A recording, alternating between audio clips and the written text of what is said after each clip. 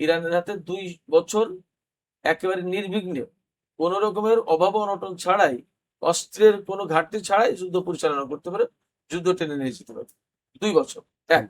দুই হচ্ছে, আমরা এরই মধ্যে বিভিন্ন রকমের গণমাধ্যম থেকে দেখেছি যে ইরানের কতগুলো মিসাইল সিটি আছে এবং কি কি সেখানে আছে, কি অবস্থা, সব তো আর দেখায়নি, হয়তো তারা একটা অংশ দেখিয়েছে। কেমন আমরা যেগুলো দেখেছি সেটা কতটুকু আর দেখিনি কতটুকু, সেটা একটা প্রশ্ন।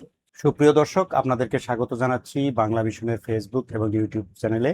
আপনাদের সাথে আমরা আলোচনা করতে চাই আজকে যে ইমাম খোমেনির মৃত্যুর পরে যে পরিস্থিতি তৈরি হয়েছে ইরান এবং পুরো মধ্যপ্রাচ্য জুড়ে, যে আম, একটা পরিস্থিতি তৈরি হয়েছে, সেই পরিস্থিতি সম্পর্কে সর্বশেষ তথ্যগুলো আপনাদেরকে জানাতে চাই। এজন্য আমাদের সঙ্গে স্টুডিওতে আজকে আমার সাথে উপস্থিত আছেন সিরাজুল ইসলাম। তিনি সাবেক সম্পাদক রেডিও তেহরান এবং যিনি প্রায় 10 বছর ইরানে বসবাস করার অভিজ্ঞতাও ওনার আছে। এছাড়া আমাদের সাথে আরও একজন অতিথি যুক্ত হবেন, তিনি হচ্ছেন ডক্টর কামরুজ্জামান নাবিল। কিছুক্ষণের মধ্যে তিনি আমাদের সাথে যুক্ত হবেন। তিনি ইরানে পড়াশোনা করেছেন। এছাড়া অনলাইনে আমাদের সাথে যুক্ত আছেন আরও 6 সহকর্মী আমাদের। তাদের মধ্যে আছেন সাইফুর রহমান, তিনি দুবাই থেকে যুক্ত হয়েছেন।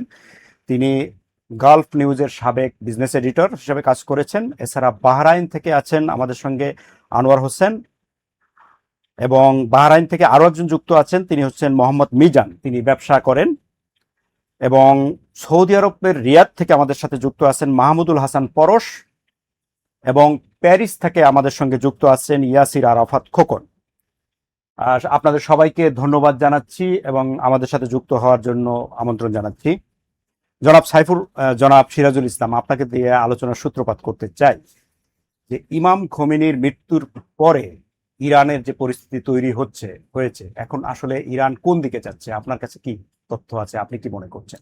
আপনাকে ধন্যবাদ। ধন্যবাদ বাংলা ভিশনের দর্শক শ্রোতা সবাইকে। ধন্যবাদ জানাচ্ছি আমাদের সাথে এই আলোচনায় যারা যুক্ত হয়েছেন তাদের সবাইকে। আহ, আলী খামেনি ইরানের সর্বোচ্চ নেতা, যিনি ইরানের বিপ্লবের একটা সবচেয়ে বড় অংশ তিনিই নেতৃত্ব দিয়েছেন। এই অর্থে যে বিপ্লব সফল হয়েছে 1979 সালে। বিপ্লবের নেতা ছিলেন ইমাম খোমেনি, তিনি ইন্তেকাল করলেন 1989 সালে, 10 বছরের মাথায়। এরপর থেকে আজ পর্যন্ত এই যে বিপ্লবের কর্মকাণ্ড, বিপ্লবী সরকারকে টেনে নিয়ে যাওয়া, বিপ্লবী জনগণকে নিয়ে যাওয়া, প্রচন্ড রকমের নিষেধাজ্ঞা, অর্থনৈতিক চাপ, কূটনৈতিক চাপ, আন্তর্জাতিক চাপ, দেশের ভেতরে বিভিন্ন রকমের নাশকতা, আঞ্চলিক ভূ রাজনীতির যে জটিল সমীকরণ, এত কিছুর ভেতর দিয়ে এই ইরানকে সামনে থেকে নেতৃত্ব দিয়ে টেনে নিয়ে গেছেন যিনি গত আয়াতুল্লাহ কালকে শহীদ হলেন, জি, Ayatollah Ali Khamenei. Ayatollah Ali Khamenei নেতৃত্ব দেওয়ার কারণে আজকে মানে আমরা দৃশ্যত যা দেখছি, আজকে ইরান এই পজিশনে কতটা ইরান কতটা শক্তিশালী হয়েছে সামরিক দিক দিয়ে, রাজনৈতিক অর্থনৈতিক দিক দিয়ে, ডিপ্লোম্যাটিক প্রক্রিয়ার মধ্য দিয়ে আন্তর্জাতিক অঙ্গনে কতটুকু অবস্থা তৈরি করতে পেরেছে, সেটা আমরা সবাই দেখছি। এই প্রেক্ষাপটে সর্বোচ্চ নেতা আলী খামেনির ইন্তেকাল, শহীদ হয়ে যাওয়া, মরে যাওয়া, মারা যাওয়া, যাই বলি না কেন, এইটাই এই মুহূর্তে নিশ্চয়ই ইরানের জন্য একটা গ্যাপ। বাট এটাও আমাদের মনে রাখতে হচ্ছে যে তার বয়স হয়েছিল প্রায় 90 বছরের কাছাকাছি, প্লাস তারও তো স্বাভাবিকভাবে মৃত্যু তো হতে পারতো, এর আগেও হতে পারতো। তো সেক্ষেত্রে তার চলে যাওয়া ইরানের জন্য যে বিগ কোন ফ্যাক্টর ব্যাটার হয়ে দাঁড়াবে, নেগেটিভ কোনো ইম্প্যাক্ট ফেলবে ইরানের রাজনীতিতে, ইরানের সরকার ব্যবস্থায়, আমি মনে করি শূন্যতা তৈরি হবে না, শূন্যতা তৈরি হবে, পলিটিক্যাল যে ভ্যাকুয়াম তৈরি হওয়ার একটা আশঙ্কা থাকতে পারতো, সেটা তৈরি হবে না। এরই মধ্যে অস্থায়ী সর্বোচ্চ নেতা নিয়োগ করা হয়েছে এবং একটা 3 সদস্যের একটা কাউন্সিল গঠন করা হয়েছে, এবং সাংবিধানিক প্রক্রিয়ায় খুব শর্ট টাইমে স্থায়ী সর্বোচ্চ নেতা নিয়োগ করা হবে তাদের সিস্টেম মতো। তাদের সিস্টেম মতো বলতে শিয়া মাযহাবের বেলায়েতে ফাকি এই সিস্টেমটা অনুসরণ করে, সেই অনুযায়ী সাংবিধানিকভাবে তারা সেটা করবে। তো সর্বোচ্চ নেতার ইন্তেকালের পরে বা শাহাদাতের পরে ইরান তার মতোই এগিয়ে যাবে, ইরান পথ হারাবে না, তার গতি থামবে না। এবং যে যুদ্ধ চলছে, আশঙ্কা বা অনেকের প্রশ্ন যে এই যুদ্ধ কি থেমে যাবে, না, এই যুদ্ধ থামবে বলে মনে হয় না। ইরানের পরিষ্কার আজকেই ঘোষণা যে কোনো রকমের যুদ্ধবিরতিতে তারা যাবে না এখন, এবং তারা আমেরিকার সাথে কোনো আলোচনায় যাবে না। আলোচনায় যাবে না কেন, সেটা আমি এক বাক্যে বলি যে জুন মাসে 12 দিনে যে যুদ্ধ হয়েছে, সেই সময় যেদিন নেক্সট রাউন্ড আলোচনা হবে, তার একদিন আগে ইসরায়েল হামলা চালালো এবং ডোনাল্ড ট্রাম্প বলেন যে আমার অনুমতি নিয়ে হামলা চালিয়েছে, আমি অনুমতি দিয়েছি, আমি অর্ডার দিয়েছি। আবার এই সময় সোমবারে, আজকে মঙ্গলবার নাকি আজকে সোমবার, আজকেই সম্ভবত সোমবার, আজকেই আলোচনা হওয়ার কথা ছিল জেনেভায়, মানে ভিয়েনায়, অস্ট্রিয়ার রাজধানী ভিয়েনায়। অথচ তার 2 দিন আগে কিন্তু হামলা চালিয়ে দিল, এবং এবার আমেরিকা ইসরায়েল একদম সম্মিলিত ভাবে, এবং এই হামলার ভিত্তিতে সর্বোচ্চ নেতাকে হত্যা করলো। শুধু তাই না, আরো অনেক গুরুত্বপূর্ণ কর্মকর্তা, মন্ত্রী, মিনিস্টার, সেনা কর্মকর্তা, বেসামরিক লোকজন, পারিবারিক লোকজন, অনেককেই হত্যা করেছে। তো এইগুলো অন্যায়ভাবে আন্তর্জাতিক আইন লঙ্ঘন করে এই কাজগুলো করা হয়েছে। সেক্ষেত্রে ইরান বারবার দেখছে যে আমরা যতবারই আলোচনা যাই, সেই আলোচনাতে কোনো মূল্য দেওয়া হয় না, কোনো তারা মিনিমাম সম্মানটুকু রাখে। সেক্ষেত্রে এখন আর আমেরিকার সাথে তাদের কোনো আলোচনা নেই, সম্ভবত যুদ্ধের ভেতর দিয়েই এর একটা চূড়ান্ত ফয়সালা হবে।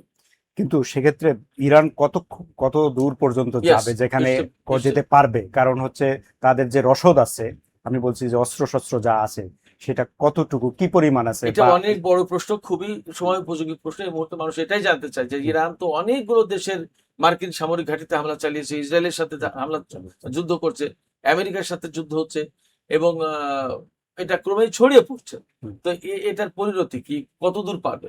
আমি বলি, গত পরশুদিন যেদিন যুদ্ধ শুরু হয়েছিল, সেই দিনই ইরানের একজন সেনা কমান্ডার, সর্দার কি যেন, সর্দার আব্বাসি বা এই টাইপের একটা নাম, তিনি ঘোষণা দিয়েছেন যে এই যে গতিতে যুদ্ধ শুরু হলো, এইভাবে যদি যুদ্ধ চালাতে দেয়, তাহলে ইরানের হাতে 2 বছর একেবারে নির্বিঘ্নে, কোনো রকমের অভাব অনটন ছাড়াই, অস্ত্রের কোনো ঘাটতি ছাড়াই যুদ্ধ পরিচালনা করতে পারে, যুদ্ধ টেনে নিয়ে যেতে পারে।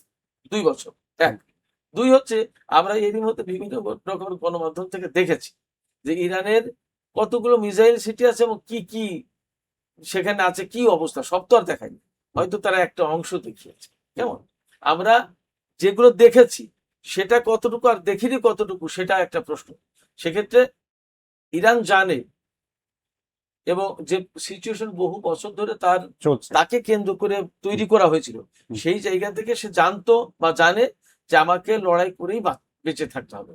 লড়াই করে যখন বাঁচতে হবে, তাহলে লড়াইয়ের রসদটা আমাকে হাতে রাখতে হবে। সেই রসদ নিয়েই আমার বিশ্বাস ইরান শুরু করেছে, এবং ইরানের রসদ ফুরিয়ে যাওয়ার প্রশ্ন তো একদম তাৎক্ষণিকভাবে আসছে না। এই কারণে যে ইরানের যে যে ইন্ডাস্ট্রি থেকে এগুলো এতদিন বানিয়েছে, সেগুলো তো আছে, সেখান থেকে তৈরি করার সুযোগ তো থাকবে। এটা গেলে এক। পাশাপাশি তার যে মিত্র দেশ আছে, এখন তো ইরান বিশ্বে মিত্রহীন, বন্ধুহীন রাষ্ট্র। তার সাথে চীন আছে, রাশিয়া আছে, এবং তাদের এই দুটো দেশের সাথে 25 বছরের কৌশলগত চুক্তি আছে। এবং আপনি নিশ্চয়ই বোঝেন যে কৌশলগত চুক্তির মানেটা মনে হয় কয়েক মাস আগে একটা নতুন চুক্তি হলো, 2025 সালে 2024 সালে, এই অল্প কিছুদিনের ভেতরে চীন এবং রাশিয়ার সাথে চুক্তি হয়েছে। এবং এই চুক্তির আওতায়, এই চুক্তি শুধুমাত্র সামরিক চুক্তি না, এটা সর্বব্যাপী চুক্তি, সব ধরনের, সব ক্ষেত্রে এই 2 দেশের সাথে ইরানের সহযোগিতা থাকে। এবং আরো একটা ব্যাপার হচ্ছে যে ইরান, রাশিয়া, চীন, আমেরিকার নেতৃত্বাধীনে ইউনিপোলার বিশ্ব ব্যবস্থা গড়ে উঠেছে। এই ইউনিপোলার বিশ্ব ব্যবস্থাকে বানচাল করে দিয়ে মাল্টিপোলার বিশ্ব ব্যবস্থা গড়ে তুলতে চায় ইরান, রাশিয়া, চীন। এই কারণে তারা একটা বলয় গড়ে তুলেছে। সেই বলয়ে সামরিক সহযোগিতা যেমন প্রয়োজন, তেমনি অর্থনৈতিক সহযোগিতা প্রয়োজন, তেমনি কূটনৈতিক সহযোগিতা প্রয়োজন, সব রকমের সহযোগিতা প্রয়োজন। এই জন্যই এই কৌশলগত চুক্তি হয়েছে চীন এবং রাশিয়ার সাথে ইরানের। তো এই সমস্ত জায়গা থেকে আমরা বলতে পারি যে ইরান যে রসদ নিয়ে নেমেছে, সেটা যথেষ্ট পর্যাপ্ত রসদ নিয়েই নেমেছে। দীর্ঘদিন যুদ্ধ পরিচালনা করতে পারবে, মিত্রদের কাছ থেকে পাবে। অন দ্য আদার হ্যান্ড, শুধু এই যুদ্ধে তো ইরানের রসদ ফুরবে না, রসদ তো ইসরায়েল আমেরিকারও ফুরবে। আমেরিকা ইউক্রেন যুদ্ধে সরাসরি জড়িত, অস্ত্র দিয়ে, সামরিক সরঞ্জাম দিয়ে ইসরায়েলকে দিয়েছে। ইসরায়েল গত 2 বছর, 2.5 বছর ধরে হামাস, হিজবুল্লাহ, লেবানন, ইরানের সাথে এবং ইয়েমেনের সাথে, ইরানের সাথে যুদ্ধে জড়িত, ইরাকের সাথে যুদ্ধে জড়িত, সিরিয়ায় তাকে হামলা চালাতে হয়েছে দীর্ঘদিন। তো সবকিছু মিলে ইসরায়েলের স্টক পাইল কত, তারও তো রসদ ফুরবে। এবং আমরা তো এরই মধ্যে খবর পাচ্ছি যে তারা আলোচনার কথা বলছে, ইরান বলছে যে কোনো আলোচনা হবে না। তার মানে আগের বার 12 দিনের যে যুদ্ধ, সেই যুদ্ধ কিন্তু ইরান যুদ্ধবিরতি করেনি। যুদ্ধবিরতির জন্য ইসরায়েল এবং আমেরিকা চাপাচাপি করেছিল, এবং এক পর্যায়ে কূটনৈতিক দৃষ্টিকোণটা কূটনৈতিক দিকটা বিবেচনা করে ইরান সেই সময় যুদ্ধবিরতিতে রাজি হয়েছে। এখন তো যুদ্ধবিরতিতে সহজে রাজিও হবে না। ইরান আগেই ঘোষণা দিয়েছে যে যদি এবার যুদ্ধ শুরু করা হয় তাহলে তারা যুদ্ধ শুরু করবে, শেষ আমরা করব, এবং এবার একটা ফায়সালা করে তারপরে শেষ করা হবে। জি সেক্ষেত্রে জি জি অনেক দিন তারা যুদ্ধ টেনে নিয়ে যেতে হবে, এটা মোটামুটি ধারণা করতে জি পারি। ধন্যবাদ জনাব সিরাজুল ইসলাম। আমরা এবার একটু যেতে চাই সাইফুর রহমানের কাছে। জনাব সাইফুর রহমান, আমরা জি সিরাজুল ইসলামের কাছ থেকে শুনছিলাম যে তাদের অস্ত্রের রসদ ফুরোবে না অন্তত 2 বছর, উনি দাবি করলেন। আমি দাবি করি না, ওনাদের ওনারা একজন সেরা দাবি করেছেন। কর্মকর্তা বলছে, আমি তা সেই তথ্য আপনি দিচ্ছি। যেহেতু গল্ফ নিউজের সাবেক বিজনেস এডিটর, তা শুধু মানে অস্ত্র থাকলেও তো হবে না, অর্থও তো থাকতে হবে যুদ্ধ চালিয়ে যাওয়ার জন্য। তা আমরা জানি যে ইরান বহু বছর ধরে যুগের পর যুগ অর্থনৈতিক নানা নিষেধাজ্ঞার কারণে অর্থনৈতিকভাবেও কোণঠাসা আছে। তা আপনার কাছে কি মনে হয় ইরান কতদূর চালিয়ে যেতে পারবে? আপনার কাছে কি তথ্য আছে? ধন্যবাদ। আসসালামু আলাইকুম। আমাকে যুক্ত করার জন্য অশেষ ধন্যবাদ। দেখুন, এখন যে সামরিক দ্বন্দ্বটা চলছে ইসরায়েল, মার্কিন যুক্তরাষ্ট্র এবং ইরানের মধ্যে, এর আন্ডারলাইং যে কারণটা হচ্ছে, আপনি জানেন ডিসেম্বর মাসে প্রচন্ড বিক্ষোভ হয়েছিল ইরানে, তেহরানে এবং বিভিন্ন শহরে, রাষ্ট্রের সরকার বিরোধী বিক্ষোভ। তখন ডোনাল্ড ট্রাম্প বলেছিল যে এইড ইজ বিন প্রিপেয়ার্ড, মানে help is on the way. তার মানে তাদেরকে সহযোগিতা করার জন্য উনি প্রস্তুতি নিচ্ছেন, এবং গত 1.5 মাসে এর কোনো আলামত কেউ দেখেনি। এই নিউক্লিয়ার ডিলের জন্য যে আলোচনা চলছিল, এই আলোচনার ভিতর দিয়ে মূল লক্ষ্যটা ছিল হুম, কালক্ষেপণ করা এবং খামেনি সহ, আয়াতুল্লাহ আলী খামেনি সহ ইরানের যে টপ মিলিটারি ব্রাস, তারা তাদের গতিবিধি লক্ষ্য করা এবং সুযোগ বুঝে তাদেরকে মেরে ফেলা। এবং ইসরায়েল ঠিক ওই কাজটি করেছে মার্কিন যুক্তরাষ্ট্রের জন্য। এবং তাদের মূল লক্ষ্য হচ্ছে বর্তমানে যে ইরানের যে শাসক গোষ্ঠী আছে বা যে দল বা যারা ক্ষমতায় আছে, তাদেরকে উৎখাত করে একটি যে ডেমোক্রেটিক বা একটু ফ্রি এন্টারপ্রাইজের যে মুভমেন্ট চলছে, আন্দোলন চলছে, সেভাবে একটি সরকার পরিবর্তন করা এবং আন্দোলনকারীদের হাতে ক্ষমতা তুলে দেওয়া। এবং আপনি ডোনাল্ড ট্রাম্পের যদি সাম্প্রতিক আলোচনাগুলো দেখেন, কথাবার্তা দেখেন, তাহলে এটা বুঝবেন যে তারা এখন ইরানিদের বলছে, তোমরা তোমাদের সরকারকে হাতে নাও, তোমরা তোমাদের ক্ষমতা নাও, কারণ আমরা যা করার করেছি। আমার ধারণা এই যুদ্ধ খুব বেশি দিন যাবে না, কারণ মার্কিন যুক্তরাষ্ট্র এবং ইসরায়েলের যে টার্গেট ছিল, সে টার্গেটটা তারা ফুলফিল করেছে। তাদের যাদেরকে সরিয়ে দেওয়ার তারা সরিয়ে দিয়েছে, বাকিটা এখন তাদের ইন্টেলিজেন্স এবং ইরানের জনগণের সম্মিলিত প্রচেষ্টায় যদি মাঠে ঘাটে আন্দোলন করে যদি সরকার পরিবর্তন ঘটানো যায়, তাহলে সে সুযোগটা তারা করে দিয়েছে। আমার মনে হয় না এই এই যুদ্ধটা দীর্ঘদিন যাবে, এ কারণে যে উপসাগরীয় দেশগুলো এই যুদ্ধটা থামিয়ে দেওয়ার চেষ্টা করবে, এবং তার কারণ তাদের অর্থনৈতিক স্বার্থ আছে। ইরানের, আপনি জানেন যে ইরানের অর্থনীতির একটা বড় সাপ্লাই লাইন হচ্ছে দুবাই। দুবাই হয়ে বিভিন্ন দেশের পণ্য ইরানে যায় এবং ইরানের এক্সপোর্টটা দুবাই হয়ে পৃথিবীর বিভিন্ন দেশে যায়। কাজে ইরান এই যুদ্ধ অন্তত উপসাগরীয় এই 5টি দেশের সাথে যে গন্ডগোলটা হচ্ছে, এটা চালিয়ে যাবে না। এটা তারা খুব শীঘ্রই বন্ধ করে দিবে। এবং ইরানের পররাষ্ট্রমন্ত্রী ইতিমধ্যে এই উপসাগরের 5-6টি আরব দেশের সাথে কথাবার্তা বলা শুরু করেছেন। তারা হয়তো কিছুদিন ইসরায়েলে আক্রমণ অব্যাহত রাখবে। বর্তমানে যে মিসাইল হামলা হচ্ছে এই উপসাগরের দেশ বাহরাইন, কাতার, সৌদি আরব, এটা হচ্ছে আমেরিকান বেস গুলোকে একটু একটু একটু ঠান্ডা রাখা, অর্থাৎ এখান থেকে যাতে এই বেস গুলো থেকে যাতে ইরানের উপরে মিসাইল হামলাটা না হয়। কারণ আপনি জানেন যে যুদ্ধ শুরু হওয়ার আগে সংযুক্ত আরব আমিরাত বলেছিল যে তাদের মাটি থেকে, ইউএই মাটি থেকে ইরানে হামলা করতে তারা দেবে না। যদিও এখানে একটি বেস আছে, মার্কিন যুক্তরাষ্ট্রের বেস আছে, এবং এখান থেকে কোনো হামলা ইরানে যায় নাই।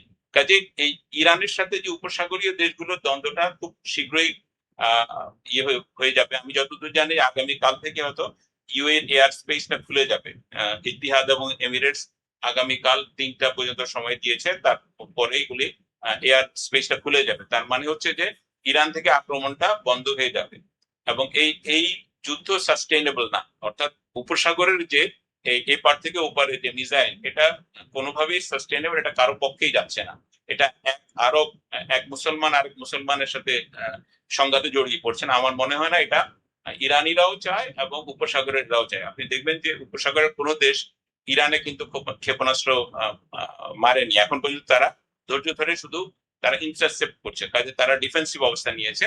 আর ইসরায়েলের সাথে ইসরায়েলের যে অবজেক্টিভ ইরানে এবং মার্কিন যুক্তরাষ্ট্রের যে অবজেক্টিভ, সেটা তাদের ফুলফিল হয়েছে। তারা তাদের দরকার ছিল খামেনি সহ কিছু লোককে সরিয়ে দেওয়া, এবং সেটা তারা সক্ষম হয়েছে। ইরানে আজকে সম্ভবত আয়াতুল্লাহ আলী খামেনির জানাজা হবে, তার দাফন হবে। তাদের এই শোকের বা ইমোশনের জায়গাটা আরো কয়েকদিন থাকবে, তারপরে এটা আমার ধারণা এটা কমে যাবে।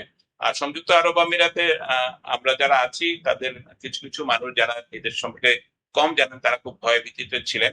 বাট এই দেশের শাসকরা মোটামুটি গত 30 বছর এই দেশের উপর দিয়ে যত ঝড় ঝাপটা গেছে, উপসাগরে যুদ্ধ করেন, ইরান ইরাক যুদ্ধ, সবকিছুর মধ্যেই কিন্তু এই দেশটাকে তারা নিরাপত্তা দিয়েছেন এবং এদেশের নাগরিকরা মোটামুটি নিরাপদে আছে। কাজে আমি মনে করি উপসাগরের সাথে উপসাগরে যে যে যে সমস্যাটা হচ্ছে ইরানের সাথে, এটা থাকবে না, এটা বন্ধ হয়ে যাবে।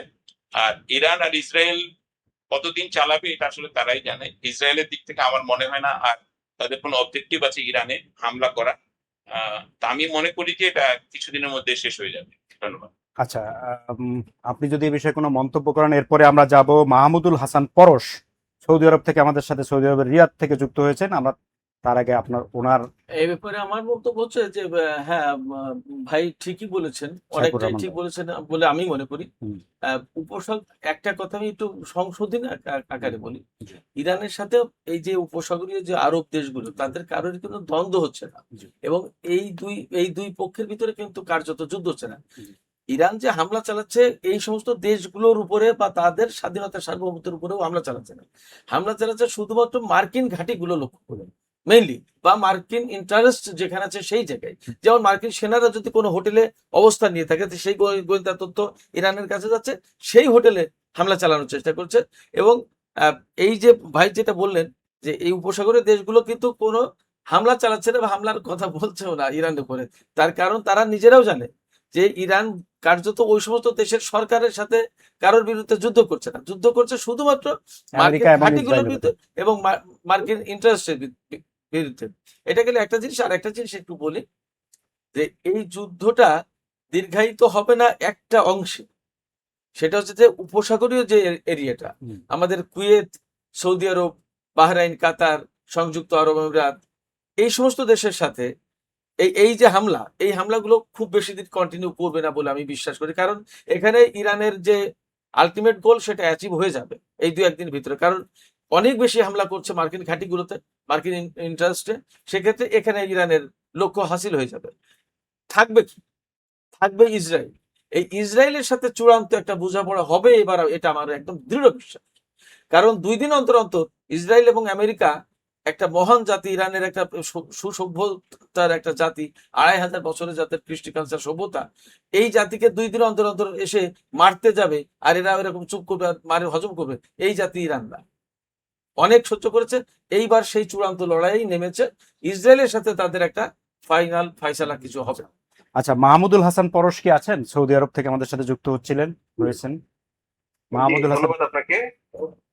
আচ্ছা, আপনি সৌদি আরবের কি পরিস্থিতি? আমরা দেখলাম যে সৌদি আরবে বেশ কয়েক জায়গায় ইরানের হামলা হয়েছে, সেখানকার সর্বশেষ পরিস্থিতি যদি আমাদেরকে একটু জানান। জি, প্রথমত ধন্যবাদ আমাকে যুক্ত করার জন্য। সৌদি আরবের বর্তমান যে পরিস্থিতি, আমরা যারা প্রবাসীরা আছি এবং আপনি জানেন যে সৌদি আরবে কিন্তু বিভিন্ন দেশ থেকে এখানে প্রবাসীরা আছে। তো আমরা যারা প্রবাসীরা আছি এবং এখানকার স্থানীয়রাও কিন্তু আমরা যুদ্ধ শুরু থেকে বেশ আতঙ্কিত অবস্থায় আছি।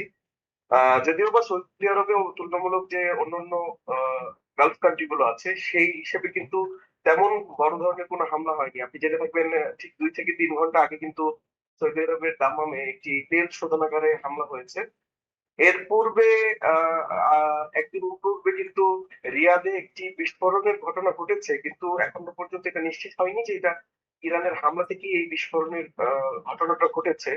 কিন্তু আজ সকালে দাম্মামের একটি তেল হুম। শোধনাগারে কিন্তু এখান থেকে ইরানি ড্রোন হামলা হয়েছে এবং এর পরবর্তীতে থেকে কিন্তু আমরা বেশ আতঙ্কিত অবস্থায় আছি। যদিও বা সৌদি আরবের যে সাধারণ কার্যক্রম বা যে অফিস আওয়ার বা অন্যান্য যে কার্যক্রম সেগুলো স্বাভাবিকভাবে চলছে এখন পর্যন্ত।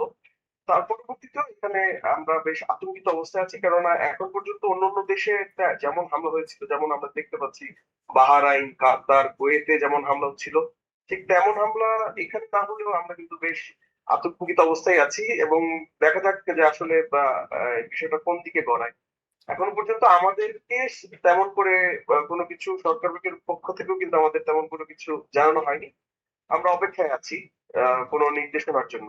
আচ্ছা, আমাদের এখানের সংবাদপত্রগুলোতে একটা খবর বেরিয়েছে যে অনেকে সন্দেহ করছেন যে এই যে ইরানে হামলার পেছনে সৌদি আরবের ইন্ধন আছে, বিশেষ করে যুবরাজের ইন্ধন আছে। এ বিষয়ে ওইখানকার গণমাধ্যম কি বলে, বা যদিও সেখানে ফ্রি গণমাধ্যম তো নাই, মা- আপনার কাছে কি তথ্য আছে, কতটুকু বলা সম্ভব? আসলে সৌদি আরবে বসে এই বিষয় নিয়ে খুব বেশি বলাটা খুব সম্ভব বলে আমার মনে হয় না, কেননা এইটা সম্পূর্ণই একটি অভ্যন্তরীণ বিষয়। এবং আপনি জেনে থাকবেন সৌদি আরব যেহেতু একটি রাজতন্ত্রের দেশ, হুম, এখানকার গণমাধ্যমগুলোর কিন্তু তেমন কোনো স্বাধীনতা নেই বললেই চলে। হুম। তো এখানকার যে গণমাধ্যমগুলো, সেই গণমাধ্যমগুলো আসলে যে কোনো নির্দিষ্ট খবর, আমরা সাধারণত যেটা হয় যে আমরা এই দেশে কোনো বিস্ফোরণের ঘটনা ঘটলে বা যে কোনো ধরনের ঘটনা ঘটলে আমাদের নির্ভর করতে হয় হয় পশ্চিমা মিডিয়াগুলোর উপর, অথবা ইভেন কি আমাদের যে বাংলাদেশের মিডিয়া, তারাও এই সৌদি আরবের যে গণমাধ্যম তাদের থেকে দ্রুত নিউজ সংবাদ করে দিতে থাকে। পারে। হ্যাঁ, একটি গুঞ্জন শোনা যাচ্ছে যে আহ, ইরানে হামলার জন্য সৌদি আরবের একটি বিশেষ ইন্ধন রয়েছে। তবে এই বিষয়ে সুনির্দিষ্ট তথ্য এখনো পর্যন্ত কোনো গণমাধ্যমের কাছে আছে বলে আমার মনে হয় না। তবে যেহেতু সৌদি আরব এবং মার্কিন যুক্তরাষ্ট্রের বন্ধুত্ব বা ঘনিষ্ঠতা আছে। কূটনৈতিক বরিষ্ঠতা আছে বলে সবাই দেখতে পাচ্ছে, ইতিপূর্বেও দেখতে পাচ্ছে, এটার সত্যতা থাকতে পারে বলে আমার মনে হয়। আচ্ছা, তবে আবার আবার সুনির্দিষ্ট সৌদি ভাবে আরবের সাথে ইরানের তো একটা ঐতিহাসিক বিরোধও আছে, সেসব কারণে হয়তো এটা মেলানো হচ্ছে। আচ্ছা, আমরা ইউসুফ লিঙ্কন কাতার থেকে আমাদের সহকর্মী ইউসুফ লিঙ্কন কি আছেন? ইউসুফ লিঙ্কন কি আছেন? আচ্ছা, আচ্ছা, ইউসুফ লিঙ্কন যদি না থাকে, আমরা যেতে চাই হচ্ছে মিজান, মোহাম্মদ মিজান, বাহরাইন। তিনি কি আছেন, আমাদের সাথে যুক্ত আছেন? আচ্ছা, মোহাম্মদ মিজান, বাহরাইন, আপনি ব্যবসা করেন ওইখানে, তো আমরা দেখেছি যে বেশ কিছু মিসাইল পড়েছে, হামলা হয়েছে, ধ্বংসযজ্ঞ হয়েছে। ওইখানকার পরিস্থিতি যদি আমাদেরকে একটু জানান। আসসালামু বাহরাইন। আলাইকুম। ওয়ালাইকুম সালাম। মিজান, বাংলা বিষয় প্রধান অসংখ্য ধন্যবাদ সবাইকে। এখানে পরিস্থিতিটা খুবই ভয়াবহ। আমি এখন আছি এটা ওয়ারিস্ট প্লাজা। এটার বিহাইন্ড এর পিছনের সাইডে না এই আমেরিকান বেস। শুধু এই টাওয়ারটাই সুবৃত্ত আছে, আর এখানে সামনে যেগুলা টাওয়ার আছে সবগুলাই অ্যাপার্টমেন্ট গুলাই মনে করেন যে উপরে, সবগুলার উপরে উপরে করে মারা হচ্ছে। কোনটাই এখানে সুরক্ষিত নাই। সেটা এখানে আমেরিকান বেসের কাছে। আর এখনো আমি মাত্র যে উপরে উঠলাম, 8 ফ্লোরের উপরে লিফট উঠে দেখে আসলাম। আমি এখন গ্রাউন্ড ফ্লোরে আছি। দেখে আসলাম যে এখনো কিন্তু আগুন জ্বলতে আছে। আপনি যে বিল্ডিং এ আছেন ওই গতকালকে বিল্ডিং এ আগুন জ্বলছে? আপনি যে বিল্ডিং এ আছেন ওই জি, জি, বিল্ডিং এ এখন আগুন? আগুন জ্বলতে আছে। হ্যাঁ, এখন যদি আমি কিন্তু বাইরে ওখানে ক্যামেরা নিয়ে যেতে তো সমস্যা, পুলিশ বাহিরে এটা তো সমস্যা হবে, সেই জন্য আমি উপর থেকে আমরা দেখে আবার নিচে চলে আসলাম। গতকালকে যখন 3টা বাজে যেটা পড়েছে সেটা করে এই বরিশ প্লাজার পিছনের সাইডে পড়েছে। সেই সময়টা আচ্ছা, ঘাড়ির এটা কি ড্রোন কাছাকাছি হামলা ছিল। নাকি মিসাইল হামলা? এই যে আপনার বিল্ডিং এ এটা যে ড্রোন হচ্ছে হামলা। ড্রোন হামলা। ড্রোন হামলা হয়েছে। আর এটা ড্রোন হামলা হয়েছে। আর আমার এখানে আবার আমি আশা হলো যে আমার এখানে ফেনী, আমার বাড়ি ভোলা। হুম। এখানে আমার ফ্রেন্ড আছে ফেনীর 4 জন। ওনাদেরকে বলতেছে ভাই আমাকে এখানে, আমাদের থেকে এখানে নিয়ে যাও, আমি একটু তোমার এখানে, আমার বাসা হয়েছে এখান থেকে দূরে 5 কিলোমিটার দূরে। সেখানে আমি যেখানে থাকি ওটা বুঝাই দিই। ওখানে আবার ইরা টাওয়ার আছে।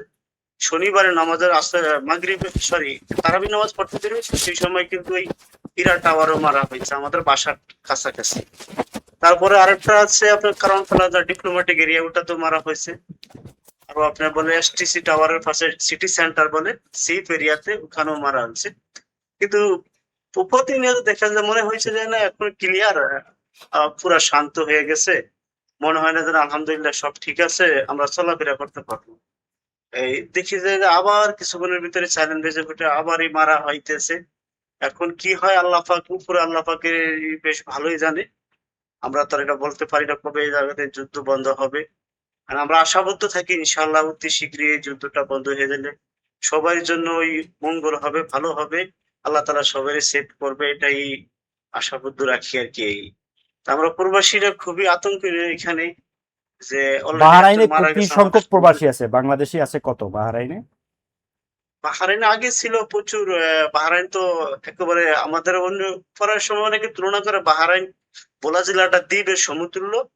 আমাদের ভোলা জেলা যেরকম একটা দ্বীপ, একটা সমুদ্র, যেরকম চারপাশে চতুর্দিকে কিন্তু পানি, নদী, আর এখানে মধ্যস্থ একটা দ্বীপ। শুধু এরা সৌদি আরব থেকে এটা একটা ব্রিজ আছে 25 কিলোমিটার, এটার সাথে সংযুক্ত। এই বাহরাইনে এখন বর্তমানে 1.5 লক্ষ প্রবাসী বাংলাদেশি আসছে। জি, আগে ধন্যবাদ। ছিল 2.5 লক্ষ। এখনো বাহরাইনে দীর্ঘত আজকে 8 বছর পুরো ভিসা বন্ধ কারণে সেখান থেকে অনেকে চলে গেছে, ফ্যামিলি যাদের না ছিল চলে যাওয়ার পরে এখন আস্তে আস্তে অনেক কমে গেছে আর কি। জি, আচ্ছা, আমরা আবার একটু সিরাজুল ইসলামের কাছে আসতে চাচ্ছি। আপনার এক ছেলে সম্ভবত এখন তেহরানে ছোট আছে, ছেলে। তো তার সাথে কি আপনার যোগাযোগ আছে? কি পরিস্থিতি, কেমন আছে সে? হ্যাঁ, ধন্যবাদ। আমার ছোট ছেলে সাজিদুল ইসলাম ইফতি, ডাক্তার ইফতি, সে ওখানে তেহরান মেডিকেল ইউনিভার্সিটিতে মেডিকেলে পড়ে, এবার মেডিকেল 4th ইয়ারের স্টুডেন্ট সে। সে ডরমেটরিতে আছে, যোগাযোগ হচ্ছে মাঝে মাঝে। সে ফোন করলে শুধুমাত্র আমরা কথা বলতে পারি, আমরা এখান থেকে ফোন করলে ফোন যায় না। আর হোয়াটসঅ্যাপে কথা বলার স্কোপ তো খুব একটা নেই।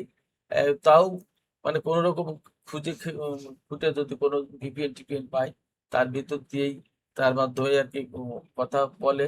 কখনো কখনো কথা শোনা যায় না, তখন আমরা টেক্সট দিয়ে কথা বলি, মেসেজ দিয়ে। কখনো কখনো ভয়েস মেসেজ, আবার কখনো কখনো টেক্সট। আর অনেক সময় ভয়েস মেসেজ দিলে ওখানে লোড হয় না, নেটের Speed কানেকশনটা এত কম। খুব স্পিড কম থাকে। তবে আজকে সকালে, আজকে সেই পরে আমার সাথে অনেকক্ষণ কথা হয়েছে, প্রায় 37 মিনিট কথা বললাম। আছে ডরমেটরিতে, ভালো আছে, এখনো নিরাপদ আছে। বাট যুদ্ধ পরিস্থিতির ভেতরে তো নিরাপদ, যে কোনো মুহূর্তেই নিরাপত্তা নষ্ট হয়ে যেতে পারে।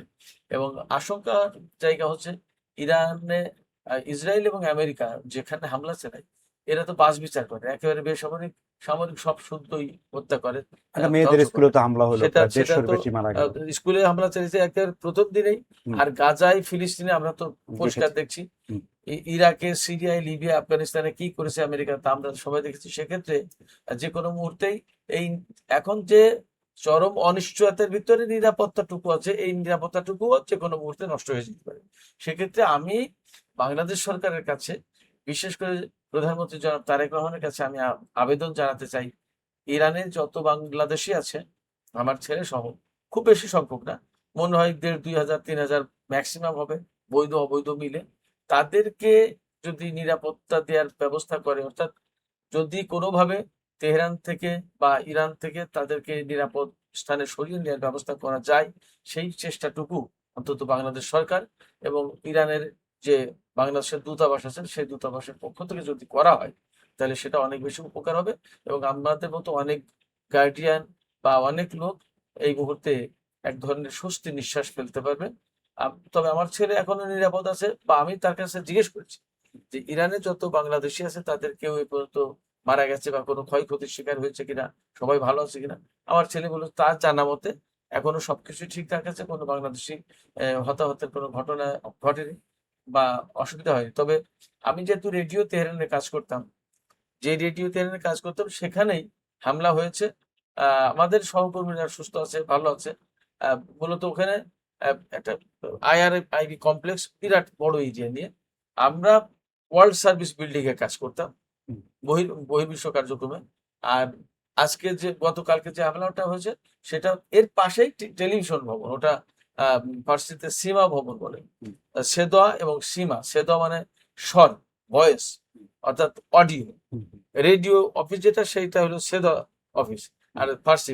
আর সীমা হচ্ছে টেলিভিশন, যেটা দেখা যায়। হুম। তো এই টেলিভিশন ভবনে হামলা হয়েছে।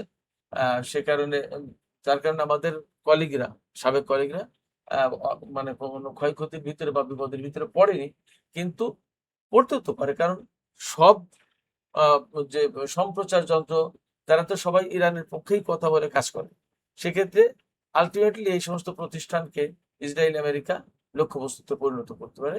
সবকিছু মিলে আমি যেটা সরকারের কাছে একটু আবেদন জানাতে চাই, আপনার মাধ্যমে, এই টকশোর মাধ্যমে, বাংলাদেশ সরকার এবং বাংলাদেশ দূতাবাস, পররাষ্ট্র মন্ত্রণালয় যদি উদ্যোগ নেয়, অন্তত তাদেরকে যতদূর সম্ভব লোকজনকে নিরাপদে বের করে আনার ব্যবস্থা করা যায় কিনা, তুরস্কের ভেতর দিয়ে বা ইরাকের ভেতর দিয়ে কোনোভাবে, সেই চেষ্টাটা একটু করা দরকার আমাদের। আমি সেই আবেদন, অনুরোধ জানালাম। আচ্ছা, আমি একটু কামরুজ্জামান নাবিলের কাছে যেতে চাচ্ছি। আপনি তো সেই তেহরান তেহরান থেকেই চিকিৎসা বিজ্ঞানে পাশ করেছেন। তো ওখানে কি পরিমাণ বাঙালি আছে এবং তাদের অবস্থা কি, আপনার কাছে কি তথ্য আছে? জি, ধন্যবাদ আপনাকে। আসলে ইরানের এখন যে পরিস্থিতি আমরা সব মিডিয়াতে দেখছি যে আসলে অবস্থা ভালোর দিকে যাচ্ছে না। তো বাংলাদেশি যারা আছে তাদের সাথে আমার যোগাযোগ হয়েছিল। তো সেখানে যদিও তুলনামূলকভাবে ধীরে ধীরে বাংলাদেশের সংখ্যা কমে গেছে। আমরা যখন ইরানে ছিলাম যে সেই 2 বছর আগে, সেই সময় কিন্তু বাংলাদেশের সংখ্যা তেমন একটা ছিল না। এখন যেমনটি শুনছিলাম কিছুক্ষণ আগে যে 2 থেকে 2,500 বাংলাদেশি আছে। তো সেক্ষেত্রে আসলে বাংলাদেশি যারা শিক্ষার্থী আছে তারা বিভিন্ন শহরে আছে, বিশেষ করে ধর্মীয় যারা পড়াশোনা করে তাদের সংখ্যাটা অনেকটাই বেশি। মেডিকেলে পড়াশোনা করছে বা অন্যান্য যে সাবজেক্টগুলো আছে সেগুলোতে পড়াশোনা করছে। তো সব মিলিয়ে আসলে আসলে ছড়িয়ে ছিটিয়ে আছে বাংলাদেশি, বিশেষ করে তেহরান সহ কোম ধর্মীয় নগরী যেখানে আছে সেখানে সম্ভবত বেশি ধর্মীয় শিক্ষায় শিক্ষিত শিক্ষার্থীরা আছে। মাসাদ এবং কম। জি, মাসাদ এবং কোমে। তো এই অবস্থায় আসলে সেখানে যে অবস্থা এখন বর্তমানে বিরাজ করছে, তো কয়েকজনের সাথে আমারও কথা হয়েছিল।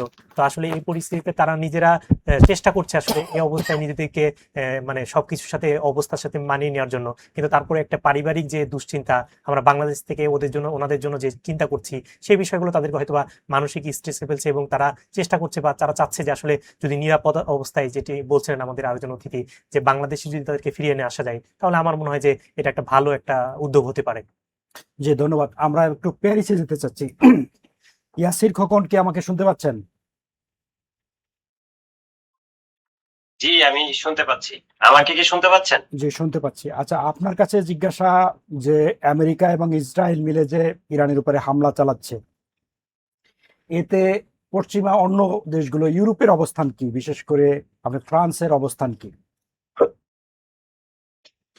ধন্যবাদ আজকে আলোচক এবং আমাকে সংযুক্ত করার জন্য আমি ধন্যবাদ জানাচ্ছি। পাশাপাশি আমাদের সাথে যারা যুক্ত হয়েছেন, সিরাজুল ইসলাম ভাই, রেডিও তেহরান, সাইফুল ইসলাম ভাই, গালফ নিউজ সহ আমাদের যারা সহকর্মীবৃন্দ যুক্ত হয়েছে তাদের সকলকে ধন্যবাদ জানাচ্ছি। বাংলা ভিশনের দর্শক শ্রোতাদেরকে ধন্যবাদ জানাচ্ছি। আপনি যেমনটা বলছিলেন, আহ বর্তমান বৈশ্বিক যে যুদ্ধ পরিস্থিতিটা আসলে ইউরোপের প্রভাবটা কেমন। অ্যাকচুয়ালি আপনারা জানেন যে সম্প্রতি যে যুদ্ধটা শুরু হয়েছে ইরান, ইসরায়েল এবং যুক্তরাষ্ট্র মিলে, যে যুদ্ধ অবস্থা মধ্যপ্রাচ্যের মধ্যে যে অস্থিরতা শুরু হয়েছে, এর পূর্বেও কিছুদিন পূর্বে এখনো চলমান রাশিয়া ইউক্রেন যুদ্ধ আছে, যার কারণে আমি এটাকে বৈশ্বিক যুদ্ধ পরিস্থিতি বলতে চাই।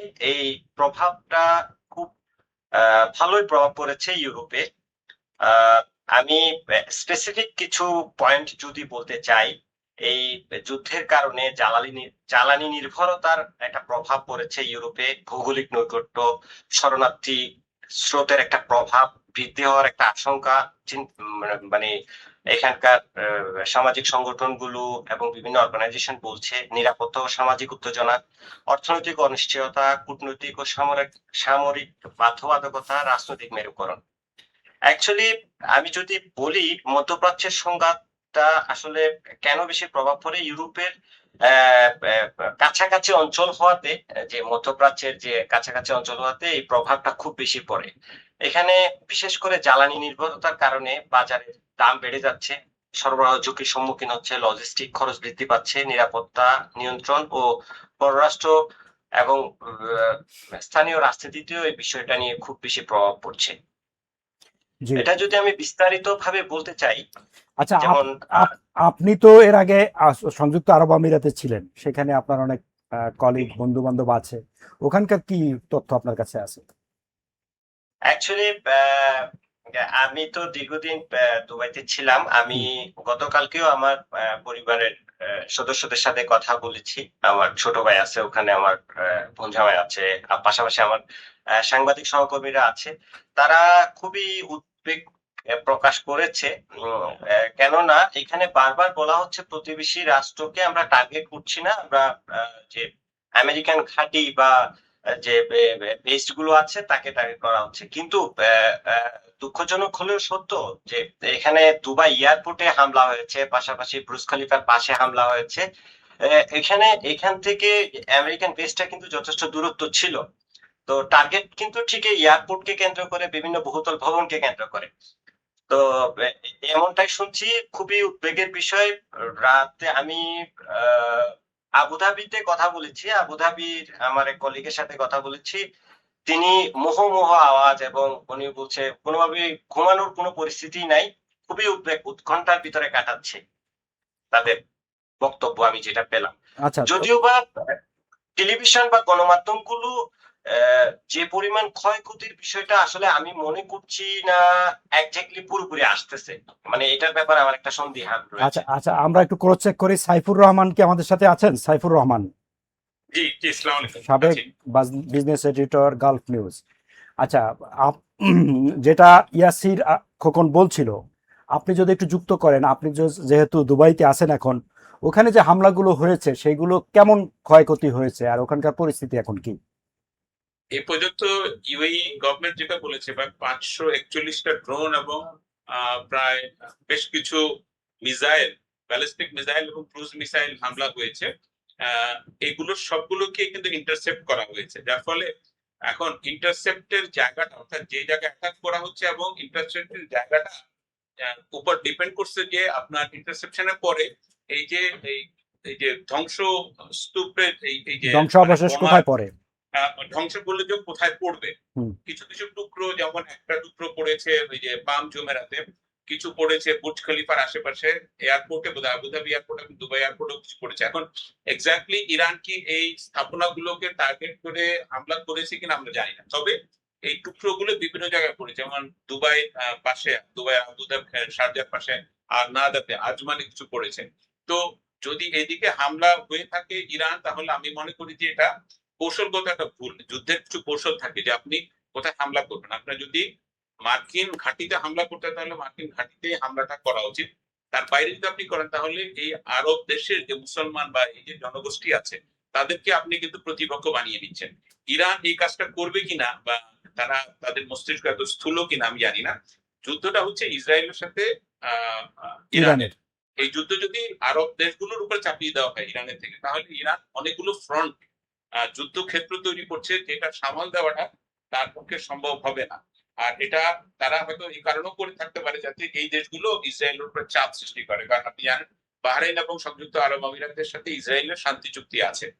তো এইগুলো কিছু কৌশলগত কূটনৈতিক কিছু চাপ সৃষ্টির জন্য হতে পারে। তবে আমি দুবাই থেকে যেটা বুঝি, কিছু কিছু মানুষ আতঙ্কগ্রস্ত, হ্যাঁ, প্রচুর আওয়াজ হচ্ছে, মানে আকাশের দিকে তাকালে মাঝে মধ্যে দেখা যায় যে কিছু আলোর স্ফুলিঙ্গ, যেটা আমরা একসময় স্টার ওয়ার্স এর মতো দেখতাম, সেরকম কিছু আলামত দেখা যায়। বাট একেবারে কোনো বোমা সংযুক্ত আরব আমিরাতের মাটিতে এখনো পড়েনি, যেগুলো ইন্টারসেপশনের ইয়ে হয়েছে। মানুষের মনে কিছু আশঙ্কা আছে, কিছু ভয়ভীতি তো কাজ করে, কিন্তু আমি গত এই 48 ঘন্টার ভিতরে আমার কাছে খুব একটা ভীতিকর কিছু মনে হয়নি, কারণ আমি গত 34 বছর ধরে এই দেশে আছি এবং আমি দেখেছি এদেশের সরকার আর যাই হোক, রাষ্ট্রের নিরাপত্তার ব্যাপারে তারা খুব সবাই এক।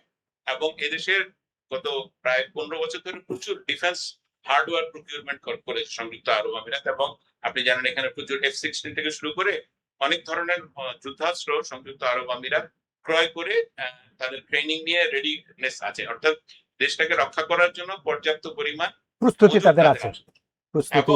এবং ইউএই আপনি জানেন পুরো আবুধাবি এবং সব স্টেট গুলো এরা একেবারে বিজনেস ফোকাস। এখন আপনি যখন বিজনেস ফোকাসড একটা কান্ট্রি হন, দেশ হন, তখন আপনি যুদ্ধ পলিটিক্স এর বাইরে থাকার চেষ্টা করেন, এবং ইউএই এক্স্যাক্টলি তাই করছে। এরা চাইবে যে আলোপ আলোচনা করে এটাকে ইউএই কে যাতে এই কনফ্লিক্টের বাইরে নিয়ে আসা যায়। আমার ধারণা প্রচুর আলোপ আলোচনা হচ্ছে ডিপ্লোম্যাটিক লেভেলে, এটা খুব শীঘ্রই শেষ হয়ে যাবে।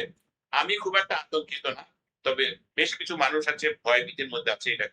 এটা আমাদের যারা প্রবাসী আছেন দুবাইয়ে বা সংযুক্ত আরব আমিরাতে, তারা কি অবস্থায় আছেন?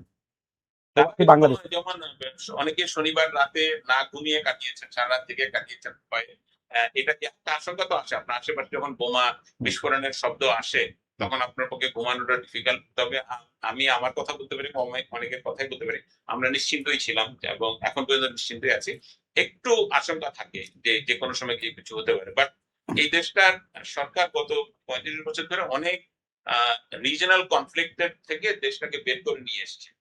আচ্ছা, আপনাকে আরেকটা বিষয় একটু জানতে চাচ্ছি। সৌদি আরব থেকে যিনি যুক্ত হয়েছেন মাহমুদুল হাসান পরশ, তাকে জিজ্ঞেস করেছিলাম, আমাদের দেশের পত্রপত্রিকায় যে নিউজটা বের হয়েছে যে সৌদি যুবরাজের ইন্ধন আছে ইরানের উপরে হামলায়, আপনি একজন সাংবাদিক, সিনিয়র সাংবাদিক হিসেবে আপনার কাছে এই বিষয়ে কোনো তথ্য কি আছে? না, আমি এটা মনে করি না, এটা মনে করার কোনো কারণ নাই। এই তথ্যটা যেটা আপনি বলেছেন, এটা মার্কিন যুক্তরাষ্ট্র থেকে একজন বিশ্লেষক এটা সম্ভবত গতকালকে হুম। এই কথাটা বলার চেষ্টা করেছেন, এবং তিনি একটু রিপাবলিকান দলের হুম। এবং মার্কিন বর্তমান ডোনাল্ড ট্রাম্প অ্যাডমিনিস্ট্রেশনে। দেখুন, একটা যুদ্ধের মধ্যে কয়েকটা একটা হলো সামরিক যুদ্ধ, আর হচ্ছে মনস্তাত্ত্বিক স্নায়ু যুদ্ধ হয়। হুম। আপনি কিভাবে জনমতকে বিভক্ত করতে পারেন হুম। সেটাও কিন্তু একটা যুদ্ধ, strategy। সেটাও একটা এই ওয়ার। এবং এই যে বক্তব্যটা এসছে, এই বক্তব্যটা আসলে ইসলামিক যে দেশগুলো আছে এদের মধ্যে একটা বিভাজন তৈরির একটি প্রচেষ্টা।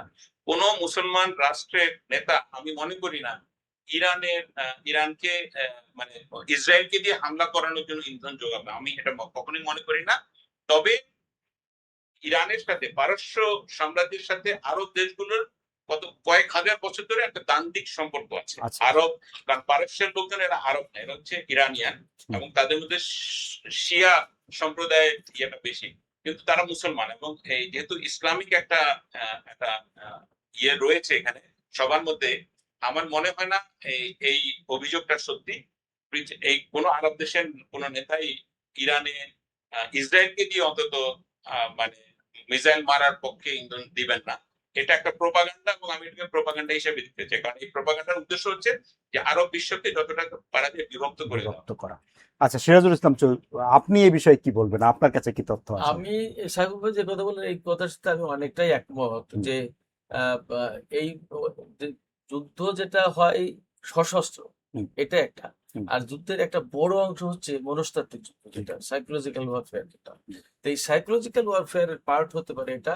এবং আহ, আমেরিকা বা পশ্চিমারা এই কাজটা করে করে খুব সিদ্ধহস্ত, এই কাজে খুব উস্তাদ তারা, এবং এই কাজ করেই তো মুসলিম বিশ্বকে ডিভাইড করে ফেলেছে, হুম। সবসময় ডিভাইড করে রাখে।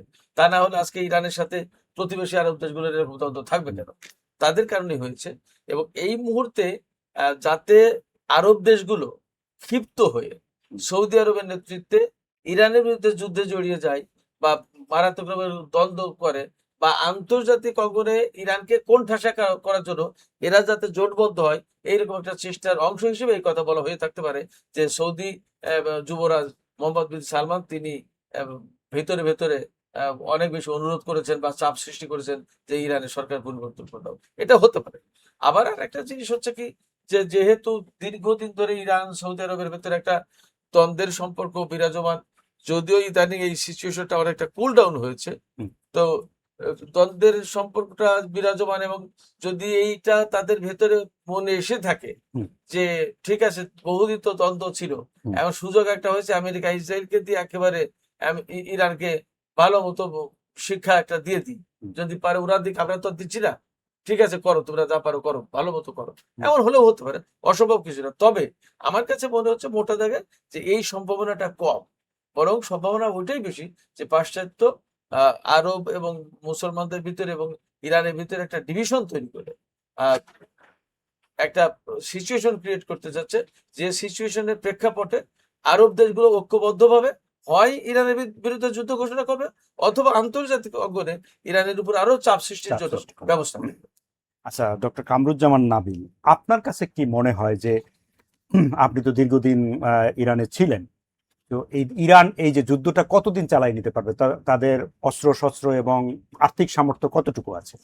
আমি যে বিষয়টা মনে করি সেটা হচ্ছে যে আমি যেহেতু দীর্ঘ 7 বছর ছিলাম সেখানে, এবং সেখানে কিন্তু ইরানে থাকা অবস্থায় কয়েকবার কিন্তু এরকম অবস্থা তৈরি হয়েছে। বিশেষ করে 2020 সালে যখন কাসেম সুলাইমানিকে হত্যা করা হলো, সেই সময় কিন্তু আমরা ইরানে অবস্থান করেছি, এবং সেই মুহূর্তেও কিন্তু একটা যুদ্ধ লাগার অবস্থা বা তৃতীয় বিশ্বযুদ্ধ যে বিষয়টি বলছিলেন, এরকম একটা অবস্থা তৈরি হয়েছিল। যদিও সে সময় কিন্তু ওরকম হয়নি। আর সেই সময় পরিস্থিতি একটা ওরকম ছিল যে আমরা দেখেছি যে ইরান বা অন্যান্য যে দেশগুলো রয়েছে এখন যে যুদ্ধ জড়িত, তারা চেষ্টা করেছিল প্রক্সি যুদ্ধের একটা বিষয় রয়েছে, যে ইরানের কোনো ইস্যু থাকে, সেই চেষ্টা করেছিল যে ইরানের মাঝে যেন সেই যুদ্ধগুলো কখনো না লাগে বা আশেপাশে যেন ওগুলো জবাব দেওয়া যায়। কিন্তু এখন যে অবস্থা তৈরি হয়েছে সেখানে আমরা দেখছি যে আসলে সেই যুদ্ধটা আসলে মূলত একবারে ইরানের মূল ভূখণ্ডের সাথে শুরু হয়েছে। তো সেই ক্ষেত্রে ইরান আসলে এখন যে পরিস্থিতি, যেহেতু ইরানের আমরা মিডিয়াতে দেখছি যে ইরানের যে সর্বোচ্চ নেতা, ধর্মীয় নেতা সহ আরো যারা কমান্ডার রয়েছেন তাদের একটা নিহতর খবর আমরা দেখছি। তো সেক্ষেত্রে আসলে ইরান চেষ্টা করছে যে এই অবস্থা ট্যাকেল দিয়ে আসলে কত দূর করে আগিয়ে নিয়ে যাওয়া যায়, এবং সাথে সাথে আমরা দেখছি যে ইরান যেহেতু মধ্যপ্রাচ্যের দেশগুলোকে বিশেষ করে তারা কাছাকাছি অবস্থানে এবং এই জায়গাগুলোতে কখনো ইরান সেভাবে আঘাত আনার মানে চেষ্টা করেনি বা ইচ্ছা করেনি, কিন্তু এবার যেহেতু মধ্যপ্রাচ্যের এই দেশগুলোতে হামলা করেছে, প্রায় আমরা দেখেছি গত পরশুদিন বা গতকালকে 7টি বা 8টি দেশের সরাসরি একই সাথে হামলা করেছে। তো সেক্ষেত্রে ইরানের আসলে গত আমরা যদি জুন মাসে হিসাবে দেখি যে যে যে যুদ্ধের প্রক্রিয়া ছিল 12 দিনের যে যুদ্ধটা ছিল, সেখানে কিন্তু ইরান যেভাবে হামলা চালিয়েছে এবারের মাঝে কিছুটা পার্থক্য আমরা দেখছি।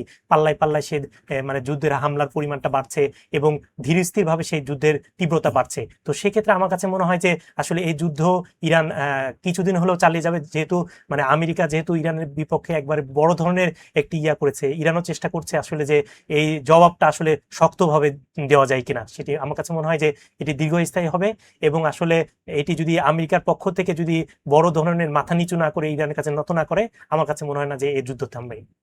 জি ধন্যবাদ। আমি আপনাকে দিয়ে শেষ প্রসঙ্গতে আসতে চাই, সেটা হচ্ছে বাংলাদেশ সরকার এবং বাংলাদেশের জনগণের যে ভূমিকা আমরা দেখছি সেটা কি সঠিক আছে কিনা, এবং বাংলাদেশ কি ভূমিকা রাখতে পারে এই পরিস্থিতিতে? এই পরিস্থিতিতে বাংলাদেশ যে ভূমিকা রাখতে পারে বলে আমি মনে করি সেটা হচ্ছে যে প্রথমত এবং প্রধানত বাংলাদেশের যে সমস্ত নাগরিক ইরানের ভেতরে আছে তাদের নিরাপত্তা নিশ্চিত করার চেষ্টা করা। আর এই যে আরব দেশগুলোতে এখানে তো বহু লাখ লাখ মানুষ রয়েছে, হুম। এখানে তো আর বাংলাদেশ সরকারের তাদের নিরাপত্তা দেওয়ার বা নিশ্চিত করার কোনো সুযোগ প্রশ্ন নেই। তাদেরকে ফেরত আনাটাও কঠিন ব্যাপার। সেই ক্ষেত্রে ইরানের দিকে বিশেষ করে ফোকাস করতে পারে। আর president Ziaur Rahman, Iran Iraq যুদ্ধ হয়েছিল, সেই যুদ্ধ বন্ধের ব্যাপারে শহীদ প্রেসিডেন্ট মধ্যস্থতা জিয়াউর করেছেন। রহমান তিনি বিশেষ ভূমিকা রেখেছিলেন।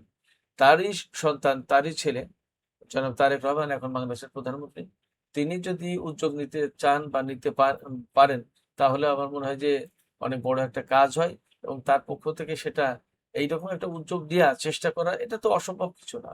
আহ, উম, আহ, মধ্যপ্রাচ্যের যত দেশ সবই আমাদের ভ্রাতৃপ্রতিম দেশ, মুসলিম আহ, মিল্লাতের এক অংশ। সেক্ষেত্রে বাংলাদেশের পক্ষ থেকে, তারেক রহমানের পক্ষ থেকে যদি উদ্যোগ নেওয়া হয় তাহলে সেটা হতে পারে। আর যে এখানে ডিপ্লোম্যাটিক ইনিশিয়েটিভটাই ইম্পর্ট্যান্ট এই মুহূর্তে। বাংলাদেশের ডিপ্লোমেসিটা যদি যুদ্ধ বন্ধের পক্ষে আহ, পরিচালিত হয় তাহলে সেটা একটা গুড ইনিশিয়েটিভ হতে পারে বলে আমি মনে করি। জি ধন্যবাদ। আমরা শেষ করব জনাব সাইফুর রহমান, আপনার কাছে শেষ কথা জানতে চাচ্ছি যে মধ্যপ্রাচ্যের আরব দেশগুলো এই যুদ্ধে, মধ্যপ্রাচ্যের সরকারগুলো, বিশেষ করে জনগণের তো খুব বেশি কিছু করার নাই, মধ্যপ্রাচ্যের সরকারগুলো কি এই যুদ্ধ বন্ধ বা এই উত্তেজনা কমানোর ব্যাপারে কোনো ইনিশিয়েটিভ নিয়েছে বা নিবে কিনা সহসাই? সবচেয়ে বড় ইনিশিয়েটিভ আমি যেটা মনে করি যে এখন পর্যন্ত এরা কিন্তু কোনো পাল্টা হামলা করেনি। এরা এতক্ষণ পর্যন্ত এই মিসাইল গুলো ইন্টারসেপ্ট করছে, তার মানে একটা ডিফেন্সিভ অবস্থানে নিয়ে ইরানের যে ক্ষোভটা আছে যুক্তরাষ্ট্র বা ইসরায়েলের বিরুদ্ধে, এই ক্ষোভটাকে প্রশমনের জন্য তারা একটা সুযোগ দিচ্ছে, এবং আমার মনে হয় this is the best defence right now. এর ভিতরে ভিতরে কিন্তু আলাপ আলোচনা চলছে। ইরানের পররাষ্ট্রমন্ত্রী বলেছেন তিনি সবার সাথে কথা বলছেন, এবং এই কারণে আমি খুব আশাবাদী যে এই যে বিক্ষিপ্ত হামলাগুলো হচ্ছে উপসাগরীয় দেশগুলিতে, এই জিনিসটা একটা একটা আকস্মিক মানে ইমোশন থেকে আসছে, এটা খুব শীঘ্রই সাবসাইড করবে এবং এই যুদ্ধটা উপসাগরের মধ্যে কনফ্লিক্টটা থেমে যাবে। এবং এটা ডিপ্লোম্যাটিক কিন্তু প্রচুর কথাবার্তা হচ্ছে ভিতরে ভিতরে, এবং এটা কাল পরশুর মধ্যে মোটামুটি নিষ্পত্তি হবে। ইসরায়েলের সাথে ইরানের কতদিন যুদ্ধ চলে এটা আসলে দেখার ব্যাপার।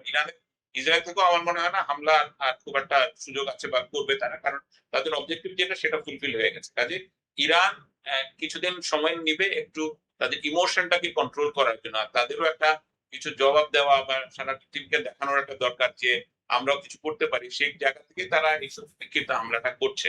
আমার মনে হয় যে এটা খুব দ্রুত সাবসাইড হয়ে যাবে এবং পরিস্থিতি হয়তো কিছুদিনের মধ্যে খুব স্বাভাবিক হয়ে যাবে। আমি খুব আশাবাদী, কারণ এই উপসাগরে যে সবগুলি কেউই কনফ্লিক্ট চায় না কারোর সাথে, এবং এরা খুব শান্তিপ্রিয় দেশ, সবাই